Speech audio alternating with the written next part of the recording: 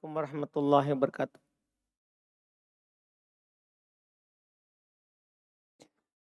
Innal hamdalillah nahmaduhu wa nasta'inuhu wa nastaghfiruh wa na'udzu billahi min syururi anfusina wa min sayyiati a'malina.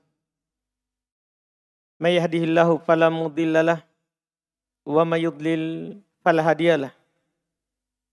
Asyhadu an la ilaha illallah wahdahu la syarikalah wa asyhadu anna Muhammadan abduhu wa rasuluh. Sallallahu alaihi wa ala alihi wa ashabihi wa man tabi'ahum bi ihsan ila yaumiddin, amma ba'd. Alhamdulillah, kita di majelis ketiga dalam membahas hadits pilihan dalam masalah ahkam hukum syar'i yang ditulis oleh Al-Imam Al-Hafidh Ibn Hajar Al-Asqalani rahimahullah, yang beliau beri judul dengan Bulughul Maram min Adillatil Ahkam. Kita alhamdulillah pada majelis yang ketiga ini akan membaca lanjut hadits kedua, ketiga, kemudian keempat. Demikian pula kita akan baca lagi hadits berikutnya kalau waktu nanti mencukupi. Kita baca hadits kedua. Qala al-mu'allif rahimahullahu ta'ala wa an Abi Sa'id Al-Khudri radhiyallahu ta'ala anhu qala qala Rasulullah sallallahu alaihi wa ala alihi wasallam innal ma'a tahurun la yunajjisuhu syai'un akhrajahu tsalatsa wa sahahahu Ahmad. Kata beliau dalam bab air dari Abu Sa'id Al-Khudri radhiyallahu taala anhu, beliau berkata, Rasulullah sallallahu alaihi wasallam bersabda, innal ma'a tahurun. Sesungguhnya hakikat daripada air itu suci. Tentunya dan mensucikan. La yunajjisuhu syai'un. Tidak ada sesuatu pun yang menajiskannya. Ini berbicara tentang air. Kata beliau akhrajahu tsalatsa. Dikeluarkan oleh imam tiga. Wa sahahahu Ahmad. Dan disahihkan oleh Al-Imam Ahmad rahimahullah. Iya.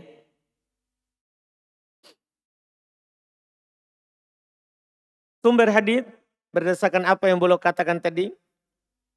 Hadits ini diriwayatkan oleh Imam Ahmad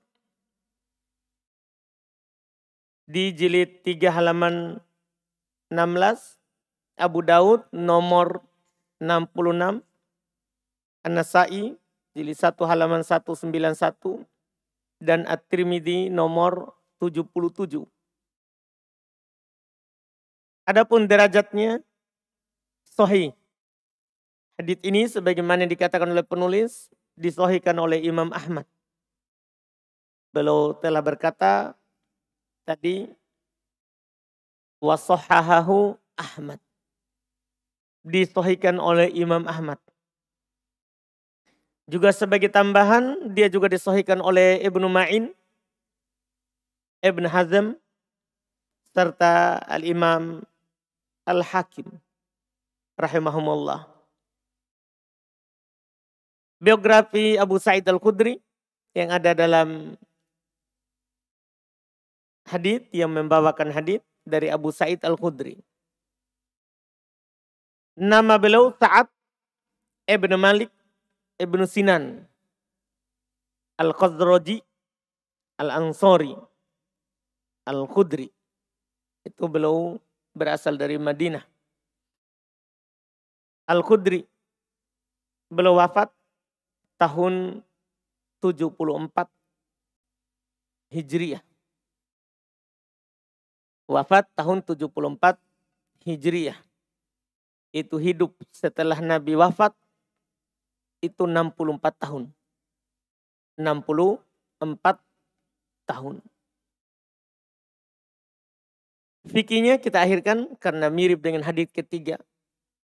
Kata beliau, wa an Abi Umamah Al-Bahili radhiyallahu taala anhu qala Rasulullah sallallahu alaihi wasallam innal ma'a la yunajjisuhu syai'un illa ma ghalaba ala rihi wa ta'mi wa launi. Akhrajahu Ibnu Majah wa dha'afahu Abu Hatim. Kata beliau dari Abu Umamah Al-Bahili radhiyallahu anhu, beliau berkata, Rasulullah sallallahu alaihi wasallam bersabda, innal ma'a la yunajjisuhu syai'. Air, sesungguhnya air itu tidak ada sesuatu pun yang dapat menajiskannya. Kan asal daripada air. Nanti kita akan jelaskan. Keluar dari bumi, turun dari langit. Itu suci. Makanya kata Nabi, innal ma'a la yunajjisuhu syai'. Sesungguhnya air itu tidak bisa dinajiskan oleh sesuatu apapun. Illa kecuali ma ghalaba ala rihih. Kecuali oleh sesuatu yang dapat merubah rih, baunya. Wa ta'mih, rasa, wa launi, atau warnanya. Beliau berkata, akhrajahu Ibnu Majah, dikeluarkan oleh Al-Imam Ibnu Majah. Wa dha'afahu Abu Hatim, dan didhaifkan oleh Abu Hatim. Sumber haditsnya sebagaimana dikatakan oleh penulis, hadits ini diriwayatkan oleh Imam Ibnu Majah di nomor 521 dalam Sunan beliau, dan Abu Hatim dalam Al-Ilal di 1 halaman 44. Adapun derajatnya dhaif. Jadi hadits kedua ini dhaif. Sudah kita katakan di awal dalam kitab ini, tidak semua hadits sahih. Cuman Ibnu Hajar dia terangkan ini dhaif. Karena kita tidak boleh menyampaikan hadits dhaif kecuali untuk menjelaskan kalau ini dhaif. Cuman alasannya juga sudah saya katakan di awal, belum sebutkan hadits dhaif karena ada yang berdalil dengan hadits itu dalam masalah fikih. Jadi hadits ini dhaif. Hadits ini didhaifkan karena dari riwayat Rishdin Ibnu Sa'ad. Dia, ya, itu salah terbalik hurufnya. Dia adalah rawi yang sangat lemah. Bahkan ditinggalkan haditsnya. Istilah mustalah haditsnya matrukul hadits. Ini Rishdin Ibnu Sa'ad. Haditsnya bisa palsu, mungkar. Dia ditinggalkan haditsnya, tidak diambil. Karena ulama hadits, kalau hadits itu dhaif, dia buang. Seperti ucapan Al-Imam Ibnu Hajar sendiri. Hadits dhaif itu yutrah. Hadits dhaif itu dibuang, bukan untuk diamalkan. Jadi ini rawi, kalau kita dapat dalam sanad, Rishdin Ibnu Sa'ad, dia adalah rawi yang sangat lemah dan ditinggalkan haditsnya. Sebagaimana dikatakan oleh Ibnu Ma'in, Al-Imam An-Nasai, ya, demikian pula Imam Ad-Daruqutni dan An-Nawawi serta Abu Hatim mendhaifkan hadits ini. Ya. Kalau mau misalnya kita penuntut ilmu nanti yang lebih tinggi, saya sudah sertakan di bawah setiap sumbernya. Misalnya ini dari mana diambil, itu ada di catatan 18. Bisa dilihat kitab At-Talkhis Al-Habir.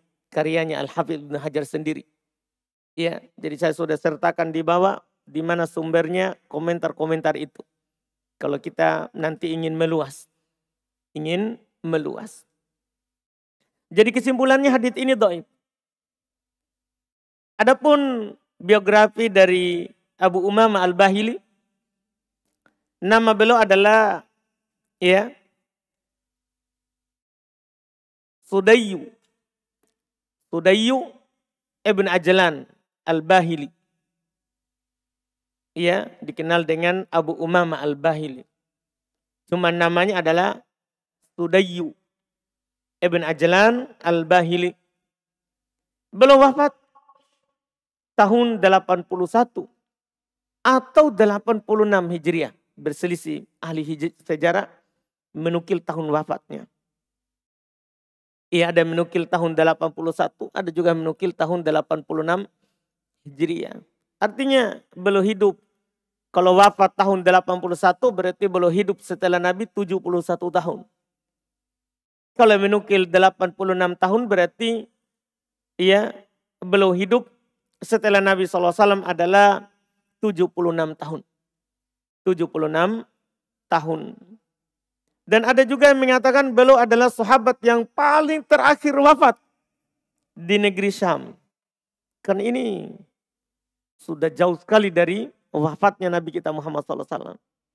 Makanya ada yang mengatakan Abu Hurairah saja kan wafat tahun 59. Ini jauh setelahnya. Makanya dikatakan beliau ini adalah Abu Umamah Al-Bahili, orang paling terakhir wafat di negeri Syam. Ini juga sumbernya sudah ada di bawah. Di kitab Subulus Salam, jilid 1, halaman 105. Cetakan Ibnul Jauzi yang saya pakai. Jadi kita pakai kitab yang ada di rumah, yang di pustaka. Kemudian kita belum jelaskan juga fikihnya karena ada 3 hadits baru kita sebutkan.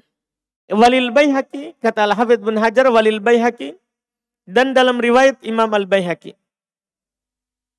al-ma'u tahurun illa in taghayyara rihuh au ta'muh au launuh bi najasatin tahdutsu fihi. Dalam riwayat Imam Al-Baihaqi, Imam Al-Baihaqi sendiri beliau adalah Abu Bakar Ahmad ibn Husain, Imam negeri Khurasan.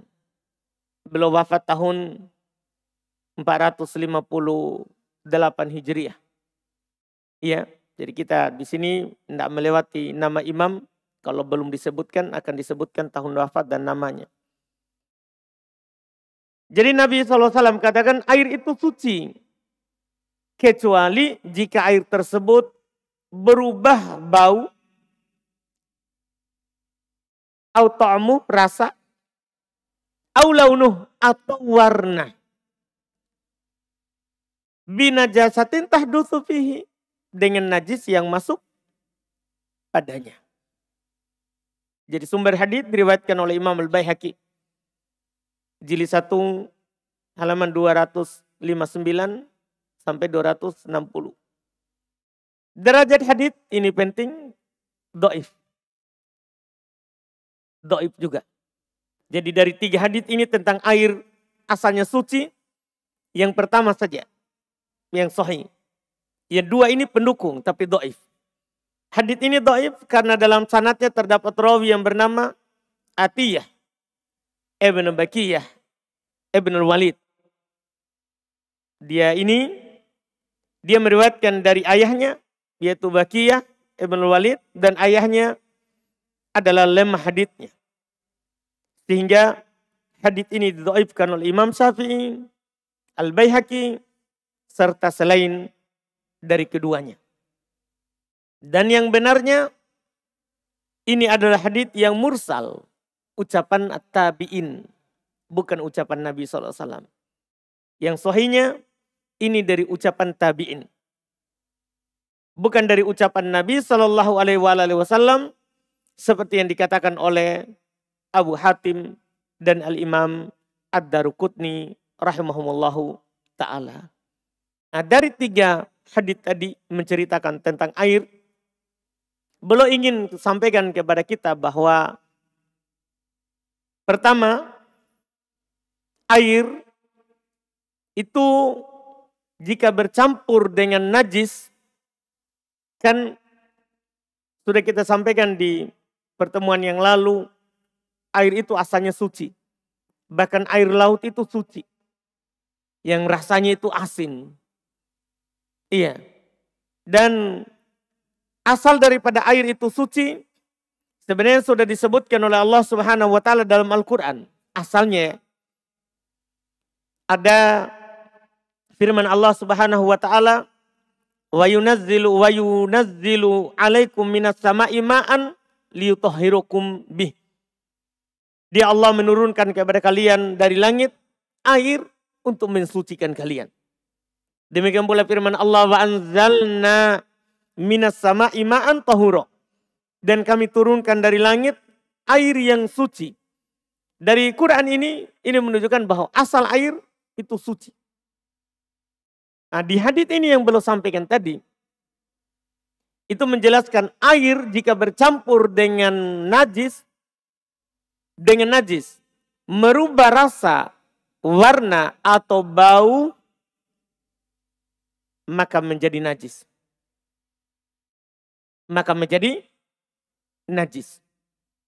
Tidak suci dan tidak mensucikan. Karena diisyaratkan tadi, air itu asalnya suci. Kecuali yang berubah rasa, bau, atau warna. Dengan najis yang masuk padanya, maka ini jadi najis. Iya, nanti akan ditegaskan hadits berikutnya insya Allah, kadar air yang bagaimana itu. Sekarang yang penting, asal air itu suci. Tapi kalau bercampur dengan najis dan merubah warna, rasa, dan bau, jadi najis. Iya. Sengaja kita sebutkan 3 itu karena kadang najis itu merubah rasa, kadang merubah warna, kadang merubah bau. Warnanya tetap air, tapi baunya sudah berubah dengan najis. Iya. Misalnya ada air, mati di dalamnya bangkai. Bangkai kan najis. Selain bangkai ikan tentunya yang kita sebutkan nanti akan datang juga dan diisyaratkan di pertemuan kedua. Iya. Masuk najis bangkai, misalnya sapi, kerbau, atau memang asalnya itu najis. Iya. Merubah rasa air, merubah bau air, atau merubah warnanya air, maka air itu menjadi najis. Tentunya jika air itu najis, berarti air itu tidak suci dan tidak mensucikan. Tidak boleh kita pakai. Terus air, faedah kedua, air jika bercampur dengan zat suci, zat suci, bukan zat yang najis, tapi merubah rasa, warna, dan bau, maka air tersebut suci, tapi tidak mensucikan. Mungkin kita bisa paham ini, misalnya ada air, kita masukkan susu, teh, gula. Ini kan zat suci, bukan najis. Ini zat suci, bukan najis. Apakah airnya menjadi suci dan mensucikan? Kita lihat di hadits. Air asalnya suci. Kecuali masuk sesuatu yang merubah rasa, bau, warna. Maka tidak suci. Maksudnya tidak suci adalah tidak mensucikan. Tidak bisa dipakai berwudu. Air teh tidak bisa dipakai berwudu. Air susu tidak bisa dipakai berwudu. Tidak bisa dipakai mandi junub. Walaupun kita kaya tidak boleh mandi susu. Kalau junub. Tidak boleh. Karena air yang masuk zat suci. Merubah rasa, warna, bau. Itu tidak mensucikan. Suci tapi tidak mensucikan. Karena diisyaratkan tadi di hadits. Kalau berubah rasa, warna, dan bau, maka itu berubah hukum airnya. Faedah ketiga, air jika masuk padanya sesuatu zat najis atau zat suci, tapi tidak merubah warna, rasa, dan bau, maka dia suci dan mensucikan. Inilah tadi isyarat di hadits. Ini namanya mafhum. Kalau tadi itu mantuk. Yang terlapat, terucapkan dalam hadits. Jika ada najis masuk di air, merubah rasa, warna, bau, najis. Jika ada air masuk zat suci, merubah rasa, warna, bau, tidak mensucikan. Tidak mensucikan. Itu langsung dilafadzkan oleh hadits. Dilafadzkan oleh hadits. Berarti mafhumnya, pemahaman kebalikan. Itu namanya mafhum dalam istilah usul fikih. Ya, bahasa kitanya yang apa itu? Tersirat. Iya. Dalam hadits tadi tersirat bahwa air jika masuk padanya sesuatu zat najis atau zat suci tapi tidak merubah warna, rasa, dan bau, maka dia suci dan mensucikan. Ada orang berenang di kolam renang. Iya. Tapi kolam renangnya ini airnya banyak. Dia kencing, kontrollah. Iya. Dia coba minum, enggak berubah, Ji. Paham kan? Berarti airnya ini apa? Suci dan mensucikan. Iya, walaupun kencing najis. Walaupun enggak boleh kita kencing di air diam. Itu nanti masalah lain. Masalah lain nanti akan disinggung. Hukum kencing di air yang tidak mengalir. Cuman sekarang ini kita berbicara bagaimana kalau ada air masuk najis. Maka setiap air kemasukan najis, jangan, kata para ulama, jangan langsung hukumi airnya najis. Jangan, kita akan salah. Tapi perhatikan dulu. Apakah najis itu merubah 3 sifat atau tidak? Kalau merubah warna, rasa, bau, najis. Kalau tidak merubah warna, rasa, bau, suci dan mensucikan. Itu kaidah dalam masalah menghukumi air. Menghukumi air. Ini kalau yang najis. Demikian pula zat yang tidak najis. Iya. Ada air, masuk padanya zat yang tidak najis. Masuk padanya daun misalnya. Ada air dalam sebuah tempat, jatuh padanya daun. Daun ini tidak merubah rasa, warna, dan baunya itu air. Suci dan mensucikan. Ini hukum penting dalam masalah air. Tapi ingat, ini adalah yang masuk dari luar. Adapun keluar dari bumi memang rasanya sudah berubah. Baunya sudah berubah. Dipahamkan? Warnanya sudah berubah. Suci dan mensucikan. Dipahami mungkin? Ada air keluar dari bumi, memang sudah bau. Ada sebagian tempat begitu. Bau. Rasanya memang sudah berubah. Iya. Tapi dia keluar dari bumi, itu asal penciptaan. Tidak terpengaruh dengan hukumnya. Ini tadi ini zat yang masuk. Dan ini tentunya sangat bagus sekali karena zat yang masuk pada air itu 2 ini. Zat najis dan zat suci. Iya, ini yang disebutkan. Ini yang belum mau singgung dalam hadits yang belum bawakan tadi dengan 3 riwayat. 1 riwayat sahih, 2 riwayat dhaif. Hadits kelima masih tentang air dan masih membicarakan tadi tentang najisnya.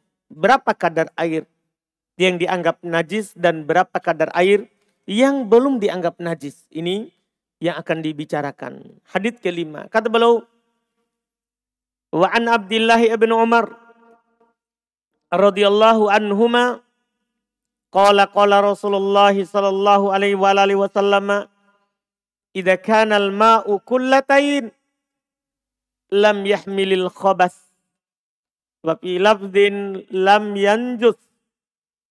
Akhrajahul arba'atu wa sahahahu Ibnu Khuzaimah wa Ibnu Hibban. Kata beliau dari Abdullah ibnu Umar radhiyallahu anhuma, karena dia dan ayahnya sahabat Umar ibn Khattab. Beliau berkata, Rasulullah sallallahu alaihi wasallam bersabda, "Idza kana al-ma'u kullatain." Jika banyaknya air itu telah mencapai 2 kullah. 2 kullah, saya kasih catatan memang di bawah. Kata kullatain 2 kullah. 2 kullah itu sama dengan 500 retel Irak. Ada ember atau baskom, tempat wadah air dulu. Kebanyakannya datang dari Irak. Ya, pembuat keahlian itu. Dan 1 retel Irak itu sama dengan 90 miskol. Ini takaran orang dulu ya, pakai miskol. Sekarang kita lebih kenal dengan gram atau kilogram. Kita kilogram saja, orang belakangan ini gram. Yang ditulis di botol itu milinya air. Iya, berapa gramnya. Dengan takaran kilo, 2 kullah itu sama dengan 204 kilogram. Kalau dibilang 2 kullah, maka jumlah airnya itu 204 kilogram. Iya, karena 1 kullah itu 102 gram. 1 kullah. Afan gram, kilogram. Kalau gram sedikit sekali ya. Iya. Jadi 1 kullah itu 102 kilogram. Iya. 1 kullah. 2 kullah katanya 204 kilogram. Jadi katanya jika air mencapai 2 kullah, maka ia tidak mengandung kotoran. Itu lafaz pertama. Dalam suatu lafaz hadis dikatakan tidak najis. Artinya kalau masuk pada ininya najis, tidak najis. Kalau sudah mencapai 2 kullah. 400, berapa tadi? 204 kilogram. 204 kilogram. Maka tidak najis walaupun masuk najis. Ini hadis menentukan batasan air itu kalau masukkan najis yang dianggap. Dikeluarkan oleh Imam 4, dinilai sahih oleh Ibnu Khuzaimah, Al-Hakim dan Ibnu Hibban. Sumber hadis seperti yang diriwayatkan oleh penulis, diriwayatkan oleh Imam Ahmad, Abu Daud, An-Nasai, At-Tirmidzi, Ibnu Khuzaimah dan Ibnu Hibban dengan nomor yang tertera. Derajat hadis sahih. Saya bilang sahih walaupun para ulama rahimahumullah berselisih pendapat pada asalnya hadis ini. Cuman dia dianggap sahih oleh banyak ulama seperti yang saya sebutkan. Ada kegoncangan dalam sanadnya dan sebagian ulama melemahkannya.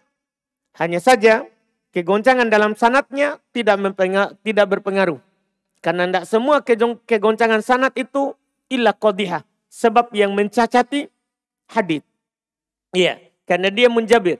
Bisa ditutup kekurangannya. Jadi ini tidak berpengaruh karena bisa dikompromikan dengan sanadnya yang lain. Oleh karena itu kebanyakan ahli hadis mensahihkannya. Seperti Ibnu Khuzaimah, Al-Hakim, Ibnu Hibban, serta Al-Hafidz Ibnu Hajar sendiri mensahihkannya. Adapun biografi sahabatnya Abdullah bin Umar, nama beliau adalah Abdullah bin Umar ibn Khattab. Belum masuk Islam sejak kecil di Mekah. Jadi dari kecil di Mekah sudah masuk Islam. Iya, tentunya ikut dengan bapaknya. Dan wafat tahun 73 Hijriah di Mekah. Juga beliau wafat di Mekah tahun 73 Hijriah. fikih hadits. Hadits ini mengandung dua fikih, yaitu air, jika najis jatuh padanya, tidak membuat air itu najis. Sama saja apakah air itu sedikit atau banyak. Kecuali merubah warna, rasa, dan baunya. Ini hukum asal. Dan air jika masuk padanya zat suci, maka tetap suci. Dan mensucikan. Kecuali berubah warna, rasa, dan bau, maka hanya suci dan tidak mensucikan. Ini yang saya katakan ini adalah, kita katakan ini, karena penulis memang jelas mengatakan air kalau mencapai 2 kullah, itu tidak najis lagi. Bahkan hadits ini mutlak. Berubah rasa atau warna. Walaupun yang benarnya tidak. Kita harus kompromikan di hadits sebelumnya. Air itu kalau mencapai 2 kullah, itu tidak najis. Dengan maksudnya najis. Kecuali berubah rasa, warna, dan bau. Para ulama hanya berselisih bagaimana kalau kurang dari 2 kullah. Ini ada 2 pendapat. Ada yang berpendapat kalau kurang dari 2 kullah, yaitu kurang dari 204 kilogram. Apakah kalau dengan masuknya najis akan menjadi najis? Kalau kurang dari 204 kilogram masuk najis, apakah air itu akan menjadi najis? Para ulama berselisih pendapat di situ. Dan yang kami nukil di situ, yang kami katakan bahwa air tidak najis. Kecuali berubah rasa, warna, dan bau, baru berubah. Baik 2 kullah di atas atau di bawah. Yang dilihat bukan jumlahnya. Tapi dilihat adalah sebabnya. Berubah rasa, warna, atau bau. Kalau enggak najis. Apa dalilnya? Hadits ini goncang memang. Cuman kita bisa berdalil dengan hadits Bukhari Muslim. Nanti akan datang insya Allah. Kita tidak sebutkan karena akan datang. Datang seorang Arabi, Arab pedalaman. Iya. Kencing di pojok masjid. Akan datang nanti kisahnya. Para sahabat menghardiknya. Kata Nabi kepada mereka, biarkan dia selesaikan kencingnya. Setelah dia selesai kencing, Nabi SAW menyuruhnya untuk menyirami air dengan 1 ember di atasnya. Iya, itu saja. Kata para ulama, air dengan 1 ember yang diambil itu tadi, itu tidak sampai 204 kilogram. Bersamaan dengan itu sudah dianggap apa? Suci tempatnya. Dianggap suci tempatnya. Demikian pula berdalil dengan hadits yang belum sebutkan sebelumnya dan berdalil dengan ayat yang saya sebutkan tadi. Asalnya air itu suci. Kecuali berubah rasa, warna, dan bau. 2 kullah ataupun kurang dari 2 kullah. Para ulama berpegang dengan hadits ini sebagiannya. Kalau kurang dari 2 kullah langsung najis. Berubah rasa atau warna atau bau. Berubah rasa, warna, atau bau. Itu ada yang berdalil dengan hadits ini. Cuman para ulama menjawab hadits ini dhaif. Goncang dalam sanadnya. Tapi kita sudah bilang tadi sahih. Jawaban kedua itu yang paling bagus. Iya, dan ini yang kita pakai karena haditsnya sahih. Iya, haditsnya sahih.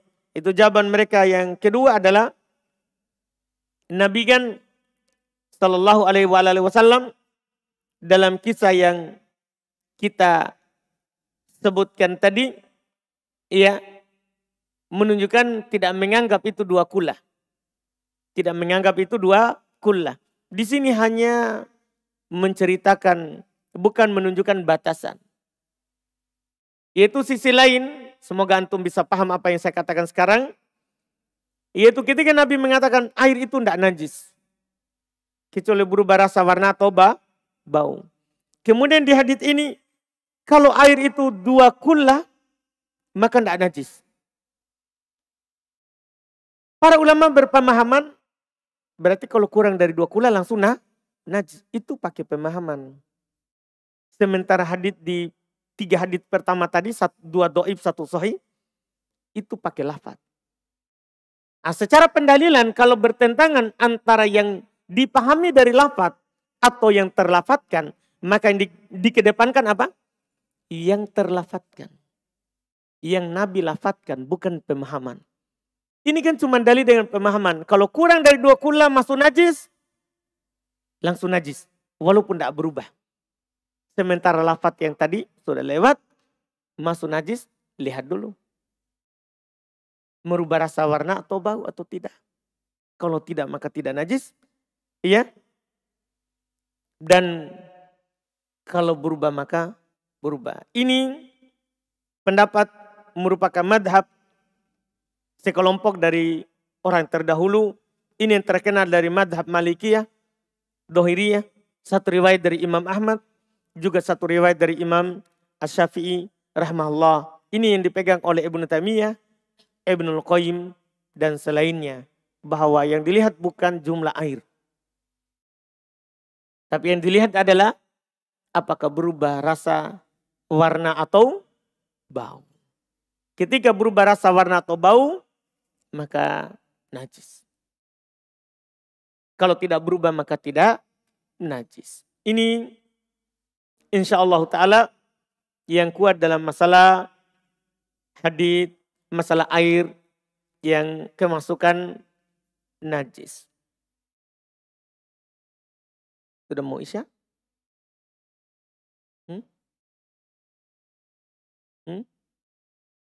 Tidak cukup berarti. Kalau 6 menit tidak cukup berarti hadits setelahnya. Hadits ke-6.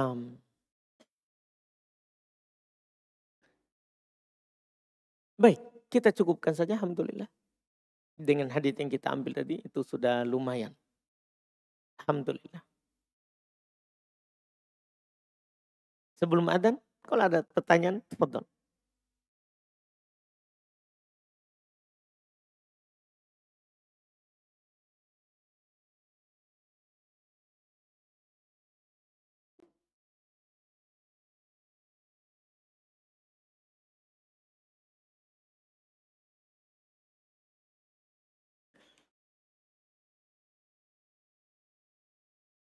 Bagaimana jika air tercampuri dengan daun seperti air sumur yang dijatuhi daun yang merubah warnanya tapi tidak bau dan rasanya, apakah tadi sudah dibilang? Iya. Itu tidak harus 3-3-nya dia ubah. Satu saja. Ada zat suci. Masuk padanya zat suci di air. Merubah rasa, warna atau bau. Maka menjadi suci tapi tidak mensucikan. Dipahami ini kan? Ini yang dibahas tadi. Iya.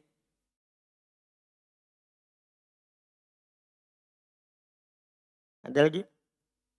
Silakan. Betul.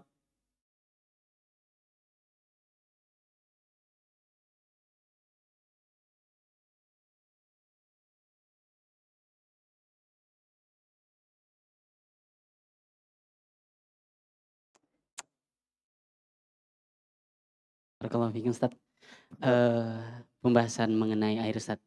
Akan tetapi saya bertanya mengenai wudhu Ustaz. Di suatu kondisi, jikalau kita sedang melakukan ibadah di Masjidil Haram dan terus dalam keadaan padat, terus kita membawa semprotan itu yang berisi air untuk mencegah ketika kita batal wudhu, lalu kita menggunakan air tersebut. Bagaimana kondisi ketika kita berwudhu terus berkumur Ustaz? apakah airnya ditelan atau bagaimana Ustaz? Baik, Masya Allah. Barakallahu fiik. Hukum pertama kita berbicara hukum memasukkan air ke hidung dan ke mulut dan mengeluarkannya. Para ulama rahimahumullah ta'ala kalau memasukkan air ke hidung dan mengeluarkannya, itu mereka terangkan wajib. Ada 4 pendapat sebenarnya, tapi yang kuatnya wajib. Demikian pula berkumur-kumur dan mengeluarkannya. Wajib. Berdasarkan hadis, kalau berkumur-kumur Nabi SAW bersabda, "Idza tawadda'ta famadmid."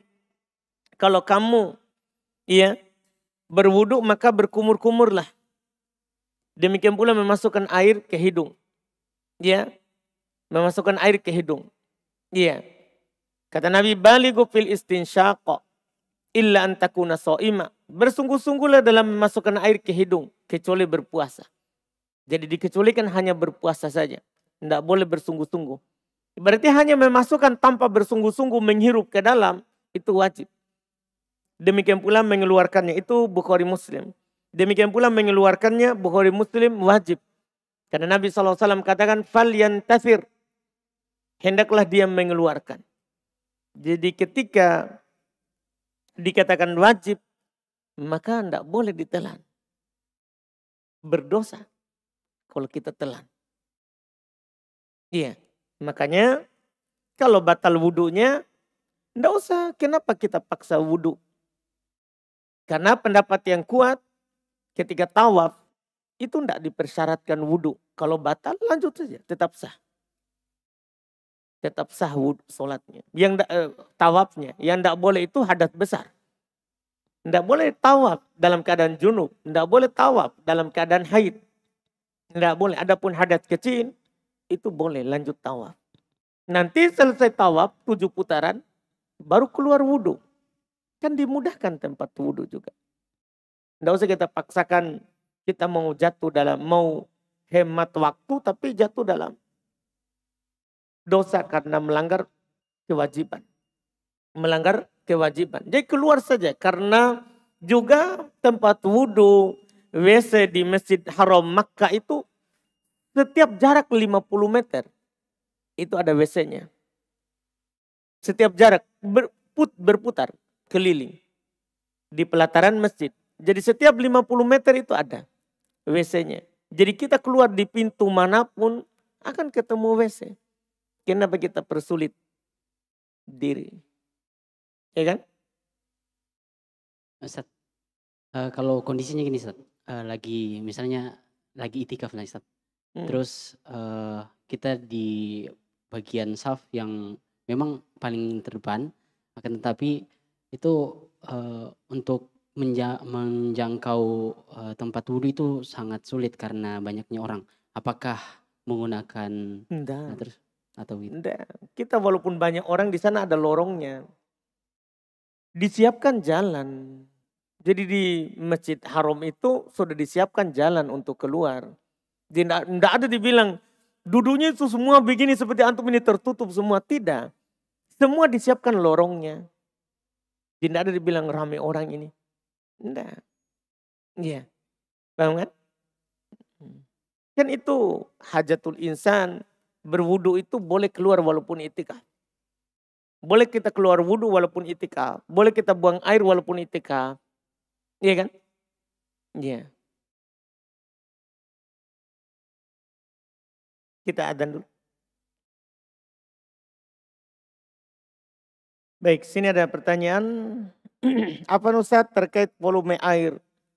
Kalau tidak salah satuannya liter atau KL bukan KG. Apa itu KL? Kiloliter. Jadi air tidak boleh ditimbang.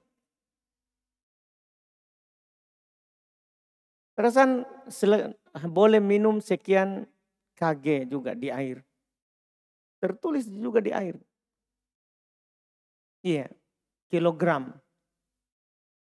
Iya, gram. Baca makin di takaran-takaran air. Ada tulisannya sekian gram, sekian liter, sekian gram.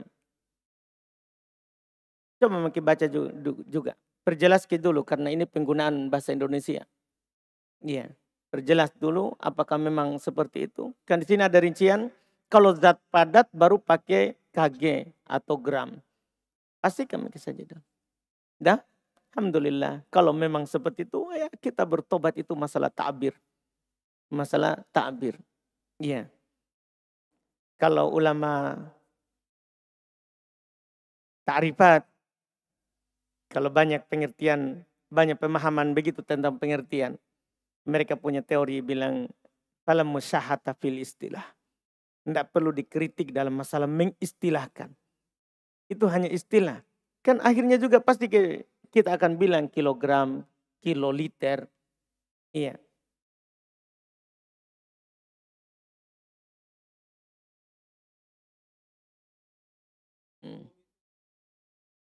Iya kan, volume kan berbicara liter. Iya kan? Tapi ini kan liter bisa ditimbang, saudara. 216 liter. Ya begitu. Maksudnya itu kan masalah volume. Kalau volume kan liter. Tapi ini yang di liter bisa ditakar, bisa ditimbang. Kita berbicara misalnya masalah kurma. Masalah kurma. Atau ukuran dulu dibilang 1 sok. 1 sok itu 4 mut. 2 kali telapak tangan ini digabung. Kita sekarang berbicara tentang kilogramnya berapa. Ya bisa juga kita bilang kiloliter. Karena ditakar. Ditakar. Ini masalah istilah saja. Masalah istilah saja, tidak perlu diperumit. Karena kita tidak berdosa. Tapi kalau salah ya anggap salah. Masalah bahasa Indonesia saya kurang bagus. Alhamdulillah. Bagus kalau ada yang mengkritik. Kemudian pertanyaan berikutnya, Ustadz, bagaimana hukum wanita single berhias dengan alasan untuk diri sendiri? Tidak apa-apa. Yang penting jangan dipamerkan di orang lain.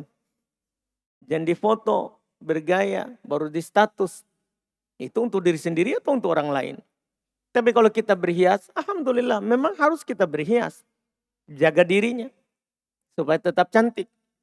Boleh seorang perempuan itu berhias untuk dirinya dan nanti kalau dia sudah menikah untuk suaminya. Atau dia niatkan untuk calon suaminya. Tidak ada masalah. Iya, tidak ada masalah. Iya. Dibolehkan.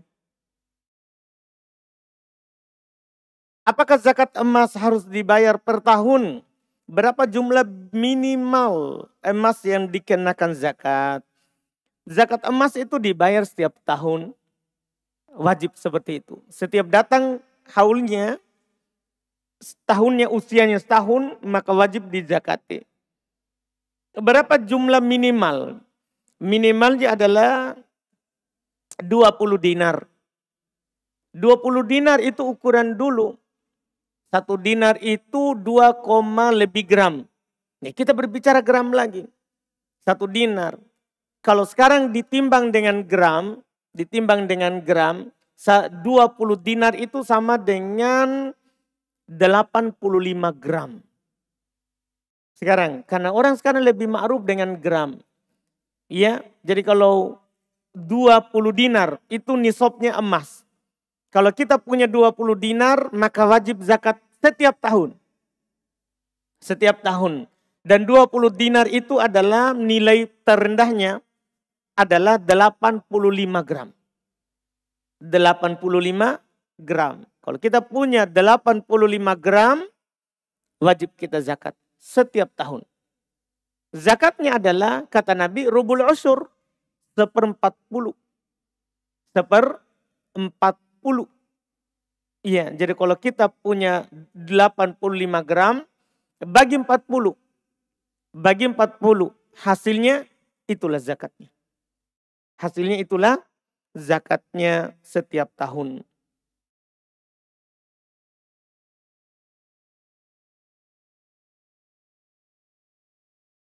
Saya ingin bertanya, saya seorang akhwat yang telah menyelesaikan pendidikan sarjana. Setelah lulus, saya lebih fokus mengejar ketertinggalan saya di dalam menuntut ilmu agama. Tapi di satu sisi keluarga saya, khususnya ayah saya, menginginkan saya bekerja. Saya telah mendaftar di beberapa tempat. Kaderullah tidak ada lamaran saya diterima. Dan juga lebih merasa senang saat saya tidak diterima dibandingkan diterima, Ustaz. Apakah ini termasuk dosa durhaka terhadap orang tua? Saya hanya ingin menjaga diri saya agar terhindar dari fitnah, Ustaz. Tidak dosa. Iya. Kalau pekerjaan yang disuruh oleh orang tua membahayakan agama kita, kemudian kita tidak lakukan, maka kita tidak dianggap berdosa. Kita tidak dianggap durhaka. Iya.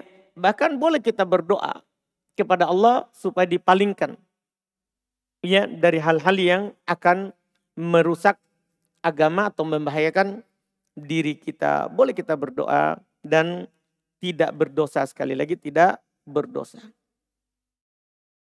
Disebutkan oleh Syekhul Islam Ibn Taimiyah rahimahullah, ada 3 tempat seorang anak itu tidak durhaka kalau dia tidak ikut dengan ajakan orang tuanya. Tidak dianggap dosa dan tidak dianggap durhaka. Pertama, kalau orang tuanya suruh itu membahayakan orang tua itu sendiri.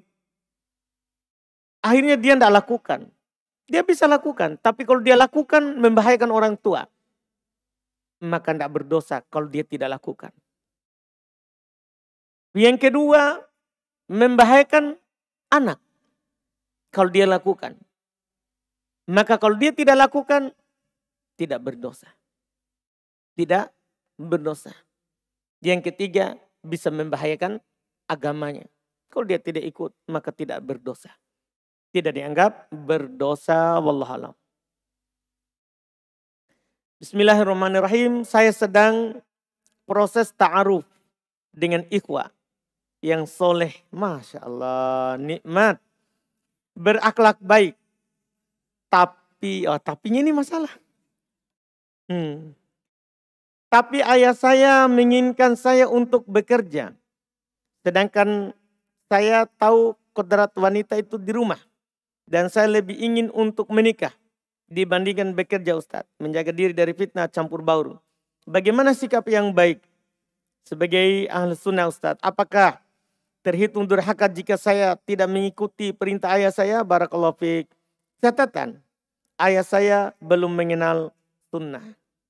Pertama, iya, kalau ada yang melamar dan kita tahu dia soleh, akhlak baik, terima, alhamdulillah. Tinggal cara kita masuk saja ke ayah. Kalau ayah tidak bisa dikasih pengertian, masuk lewat yang membuat dia mengerti. Lewat ibu. Dan ayah itu biasanya ikut apa yang dibilang oleh ibu. Karena perempuan itu lemah tapi kuat. Dia punya senjata khusus. Iya. Kadang kita bilang ke ayah tidak diterima. Tapi kalau ibu bilang, dia akan terima. Karena kadang ibu akan ngomong ke ayah, itu kalau tidak diterima itu banyak yang ayah pikirkan. Nanti dikasih punggung diranjang, itu berbahaya. Sehingga membuat dia bilang, oh iya dari kita aja, terima Miki saja. Iya, karena itu tadi. Seperti kisah yang disebutkan dari Al-Imam Ibnu Abdul Razak rahimahullahu ta'ala. Ketika dia tidak mau mengajar murid-muridnya, kan ada masalah. Dia bersumpah untuk tidak mengajar. Oh sudah dikasih syafaat apapun tidak beliau terima. Satu muridnya cerdas, dia datangi istrinya, tolong kasih tahu imam untuk mengajarkan kepada kami hadits. Lewat istrinya, ini murid yang cerdas. Akhirnya Imam Abdul Razak mau mengajar. Ditanya, imam, kami sudah melakukan banyak hal supaya kamu bisa mengajar. Sudah didatangkan pembesar, kaya, apa semua, tapi kamu tidak mau. Ini sekalian ini. Lewat istrimu kamu mau. Dia bilang, kalian menyuruh minta syafaat sebelumnya dengan orang-orang yang sudah kalian tahu itu. Tapi ini yang terakhir, dia kalian menyuruh orang datang minta syafaat supaya saya mengajar, dia tidak pakai baju. Gimana caranya ditolak? Kan istrinya tidak pakai baju datang ke Imam Abdul Razak. mengajar atau tidak? Tidak pakai baju. Ya sudah, imam bilang mengalah. Itulah perempuan. Dia punya senjata kuat sekali. Laki-laki mana kalau sudah ibu-ibu tidak pakai baju? Iya, itu masalah. Iya, makanya kalau memang bapak kita kasih paham dia berkeras untuk disuruh kerja, lewat jalur ibu. Pengaruh ibunya, insya Allah dia paham karena kita sama-sama perempuan. Masuk lewat ibu, insya Allah. Bahkan kadang sebagian kasus begitu. Kadang bapak pokoknya ini uang panainya harus 100, tidak boleh kurang. Tapi lewat ibu akhirnya jadinya bisa 30. Itu ibu kekuatannya kuat sekali. Iya, itu cara yang bisa ditempuh.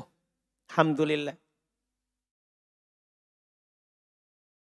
Bagaimana jika air tercampuri dengan daun? Oh tidak, tadi ini sudah ya. Berarti berulang.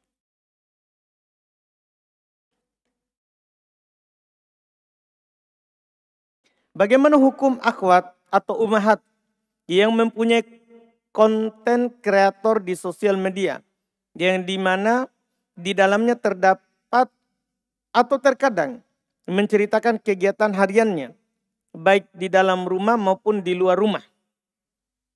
Iya, kalau pertama kalau memang itu adalah yang dia ceritakan masalah suami istrinya, mereka sama dia sama suaminya, itu enggak boleh.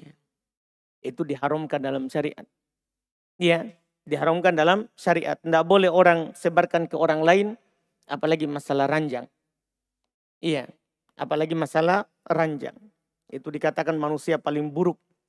Bahkan dikatakan oleh Nabi SAW, itu perumpamaan orang yang menceritakan suami istri ke orang lain, itu sama dengan setan yang melihat setan perempuannya di jalan, langsung dia datangi di jalan.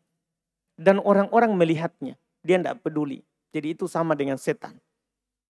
Itu kalau sampai masalah ranjang. Iya, itu tidak boleh, tidak dibolehkan. Ada ini enggak, kita tidak tahu masalah ini. Itu pun kalau hanya bercerita ataupun adapun kalau dia juga tampil, enggak boleh, perempuan itu aurat. Perempuan itu aurat. Kita harus menjaga diri kita untuk suami kita. Kita harus menjaga diri kita untuk suami kita. Iya, perempuan itu berdakwah di perempuan saja. Enggak usah berdakwah di laki-laki. Kalau di konten itu kan bisa laki-laki juga. Nanti yang komen bisa laki-laki, bisa perempuan. Karena banyak orang laki-laki yang hatinya kadang sakit.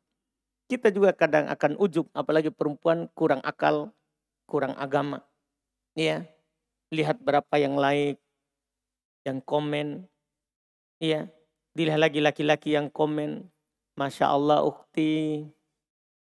Itu ujub lagi nanti. Jangan dibuka pintu-pintu yang seperti itu, harus dihindari. Pintu fitnah.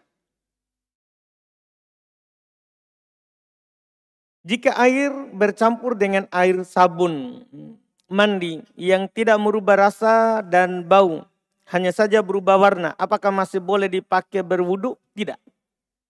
Tadi kan sudah.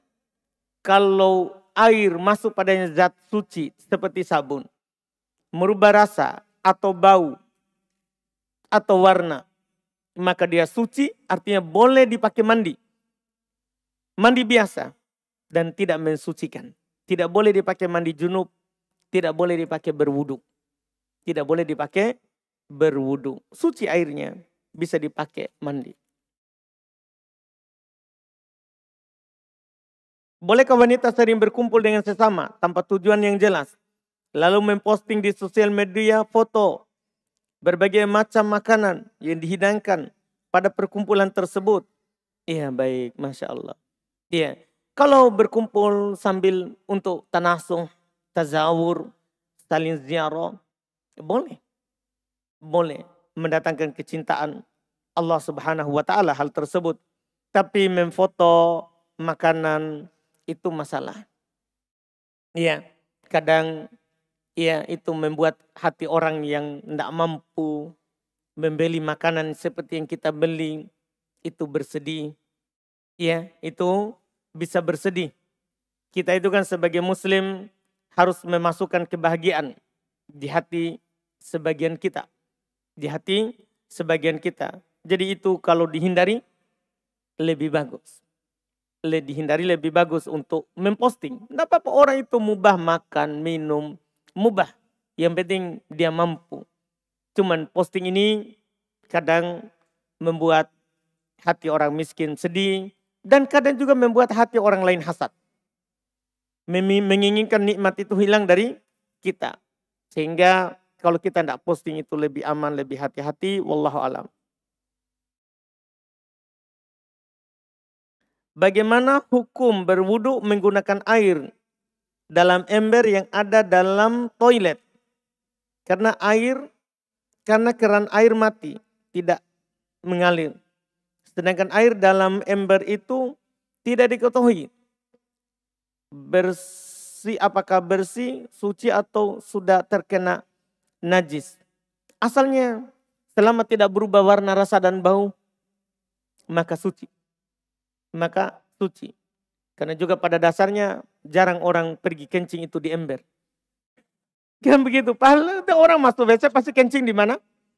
Di WC-nya. Atau duduk di bawah, kan begitu. Jarang dia pergi kencing di ember.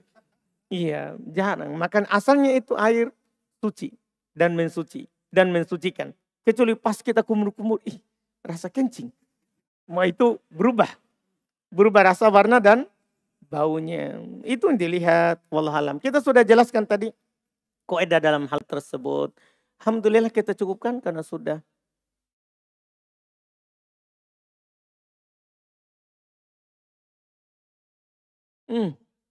Itu nanti. Sabar. Jadi kalau kita bangun tidur, boleh nggak kita masukkan langsung tangan ke ember? Nah, sabar. Ada haditsnya nanti. Alhamdulillah. Baik, sabar Mas Tok. Belum pulang ke Jawa?